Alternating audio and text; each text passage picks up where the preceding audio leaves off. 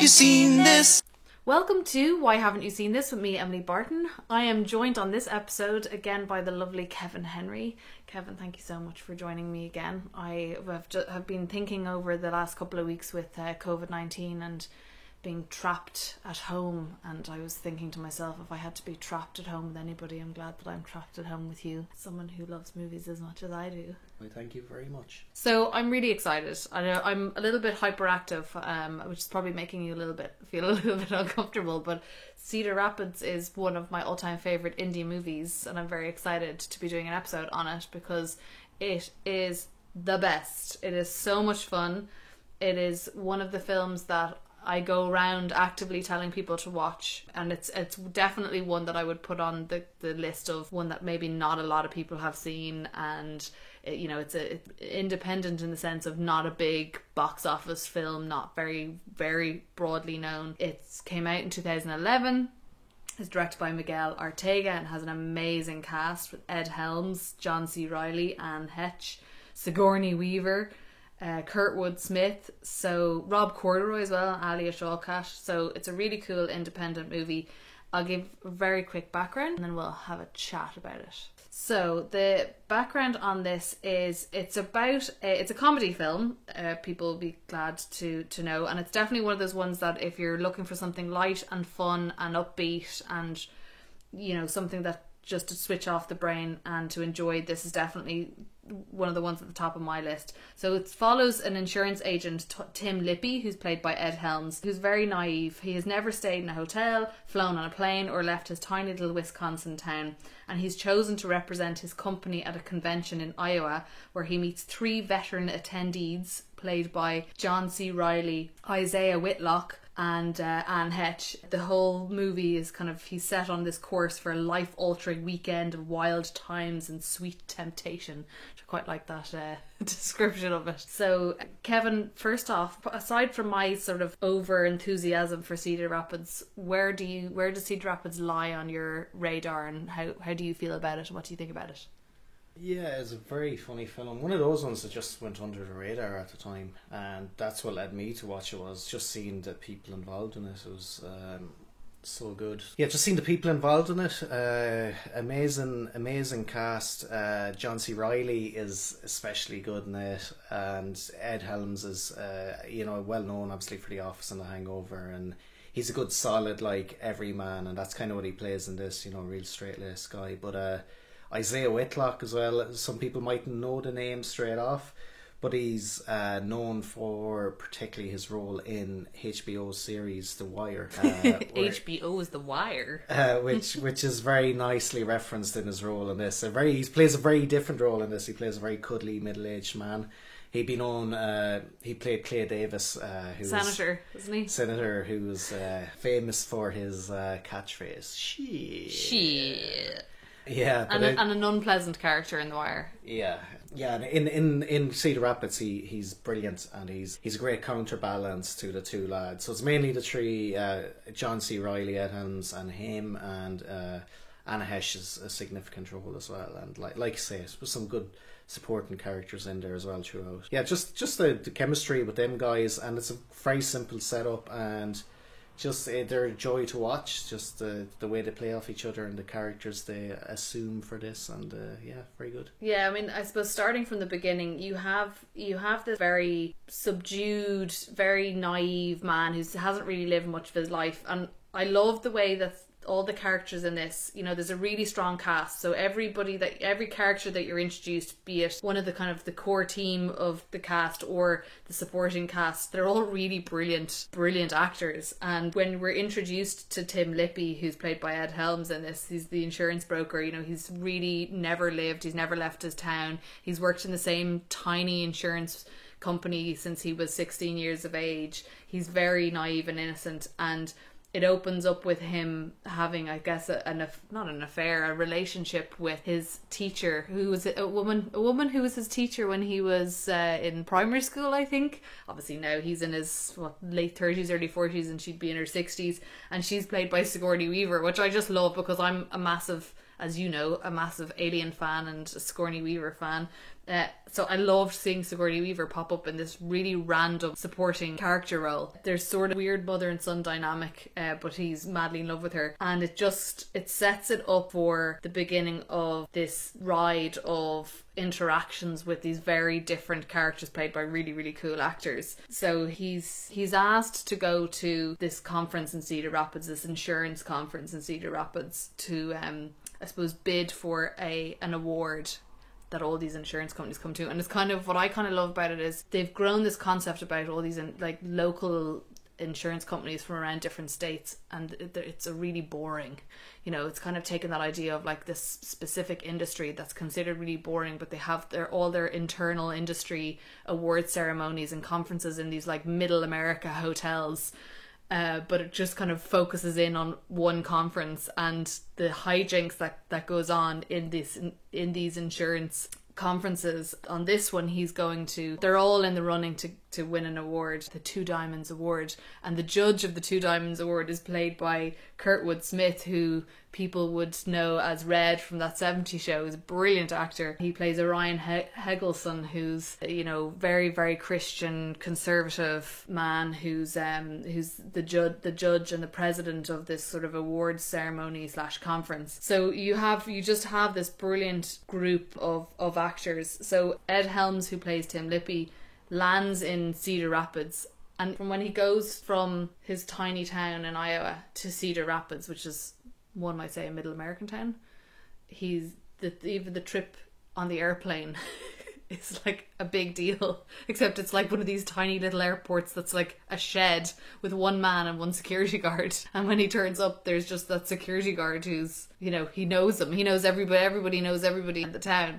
He's kind of like, you know, it's me, you know me, and he's like, yeah, sorry, you have to go through the security thing. It's just so funny the way it's set up. It's really good fun. And then obviously he lands in the conference and he's met by these two characters, by John C. Reilly. And I think, Kevin, we have to talk about John C. Reilly's character, Dean Ziegler, aka Deansy, because he is probably the best character in the whole movie. He's very good, and John C. Reilly's having major fun. He's like chewing the scenery, as they say. There's no scene in it where he's not going big, and but it suits the character and it makes sense in the context. And yeah, it's well set up as well that when Ed Helms has been sent to this conference, he's told the one person to avoid as Ziegler, and he ends up having to room with him.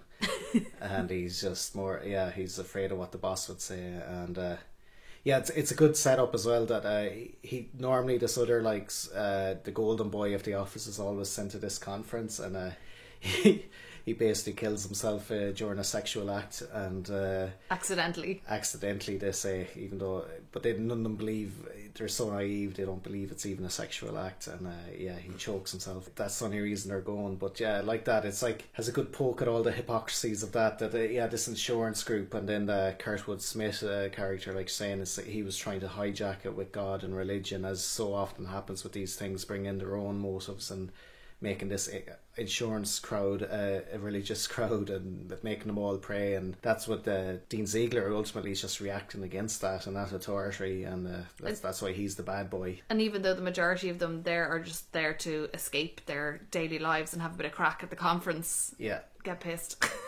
Essentially, yeah. Which is kind of Anne Hetch's character. She plays Joan Fox, and she's effectively there as to escape the mundane day-to-day life in there and have a bit of fun. And so's Dean Ziegler's character. And it's interesting. What I really like about his character is he comes off as really brash and I don't give a feck, and kind of by some standards, and certainly by conservative people's standards, kind of rude. But he's so honest. Like, he's so honest and real with everybody that he comes across, and he calls, particularly Kurtwood Smith, he just calls him on his shit. He's just like, calls total bullshit on all of it. And he's so endearing, you know, like you can't not love him. And he's so much fun. His role is to really try to pull Tim Lippy out of his shell and show him the good time. Yeah, and that's what John C. Reilly's amazing at, and he's played some ridiculously outlandish roles when he's done comedies, and he just has an ability to make them believable people in a way, even though they are ridiculous humans. But he's like, yeah, the little man inside who's really just struggling and just trying to get by. And yeah, John C. Reilly adds that depth to him, and he makes it.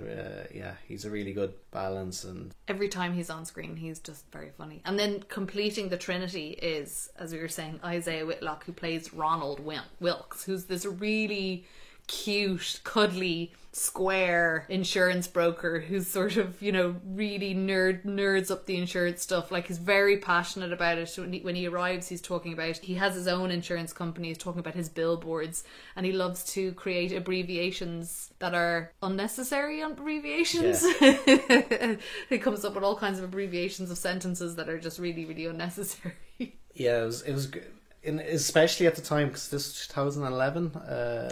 It would have been not long after the end of The Wire, so it was clever casting against type of what he played in The Wire, and it's especially because I think The Wire finished 2008 or so, but there's like so many people.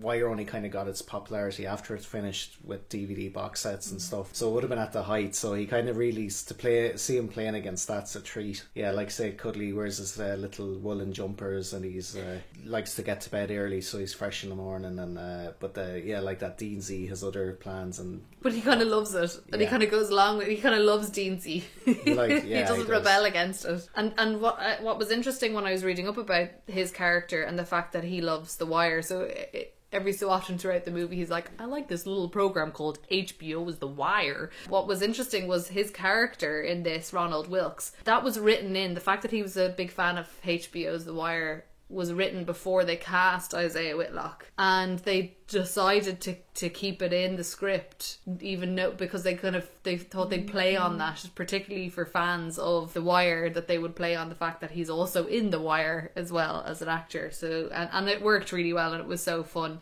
And later on in the movie he gets an opportunity to showcase some acting chops as his character, taking inspiration from Omar from The Wire, which is just an absolute gold of a scene. Yeah, I think as well, going back to, you know, it's 2011 when this movie came out. A lot of people may not have seen it. It had a fairly limited run in the cinema, and when I was doing a bit of digging, they spent 10 million making it, which I'm presuming was on the cast, and probably the set and things like that, because it's not like sort of a high.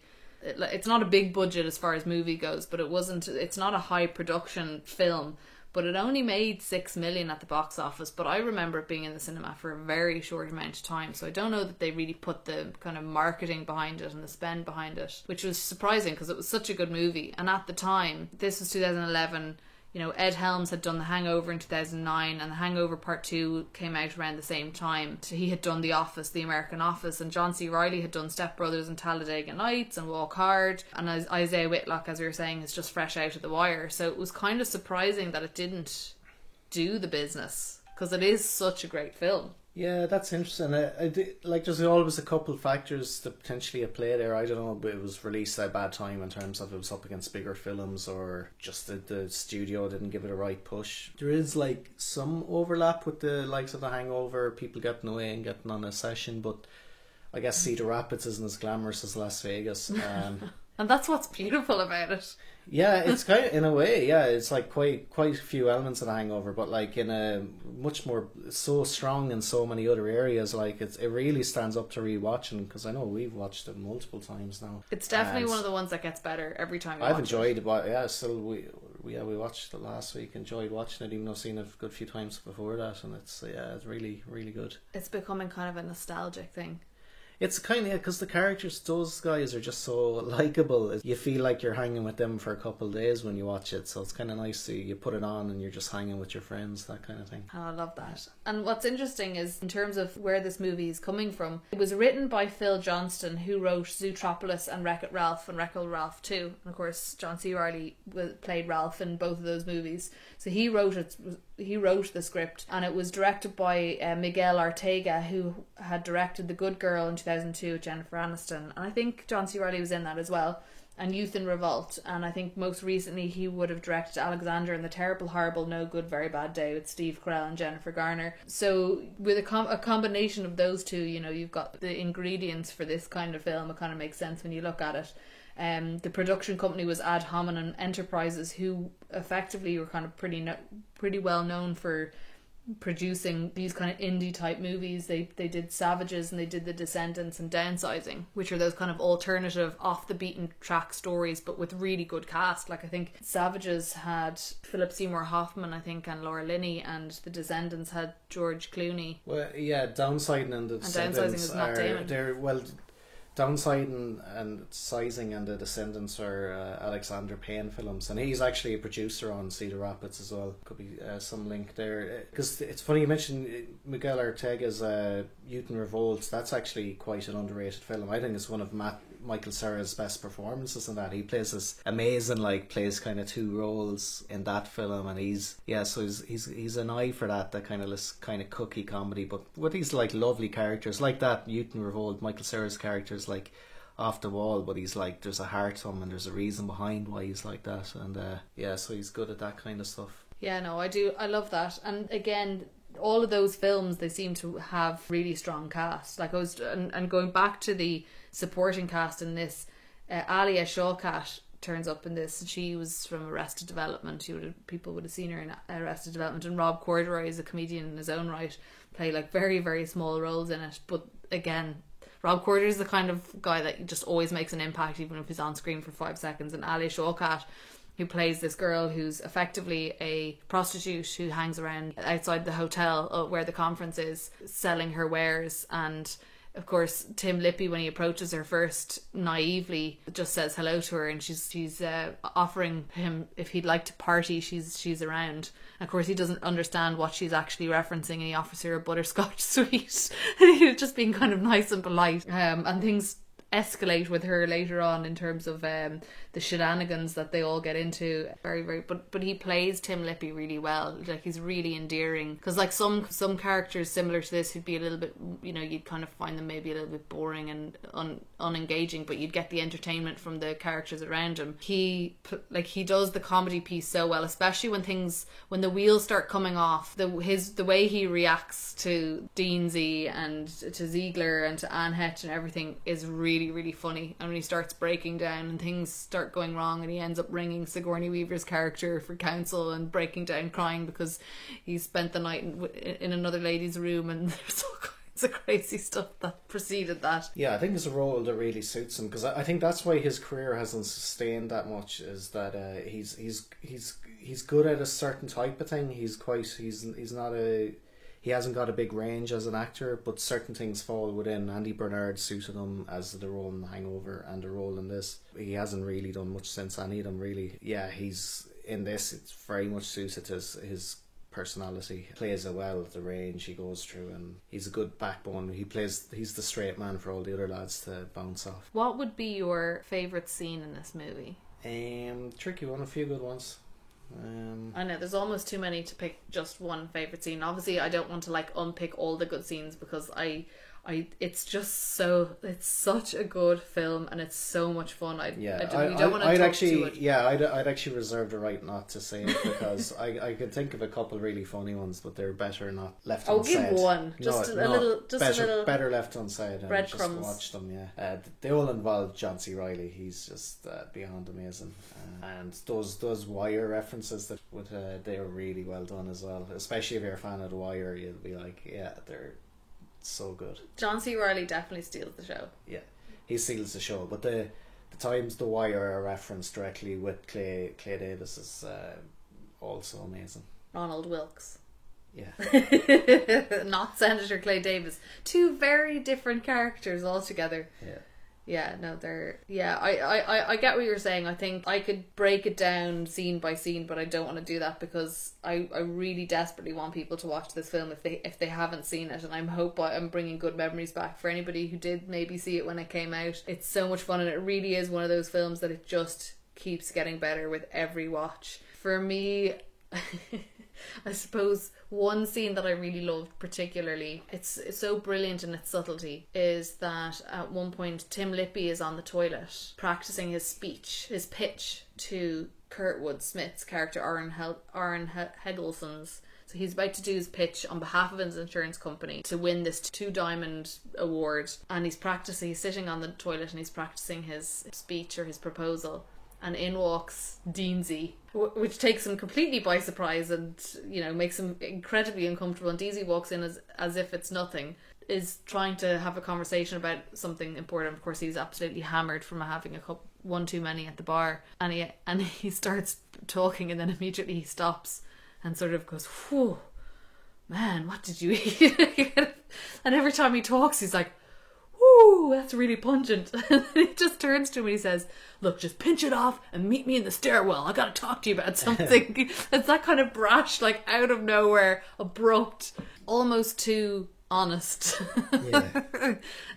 Almost too honest and straight up, but it's so funny. And it's just the pauses in between the words are so good. Yeah, that's a great scene. One of many. One of many, many, many good scenes. Hopefully we've inspired you to check this movie out. It is so much fun. It is the movie that I put on when I just want to feel good or to laugh. And it's just a great one. It's a great Friday night light pick me up.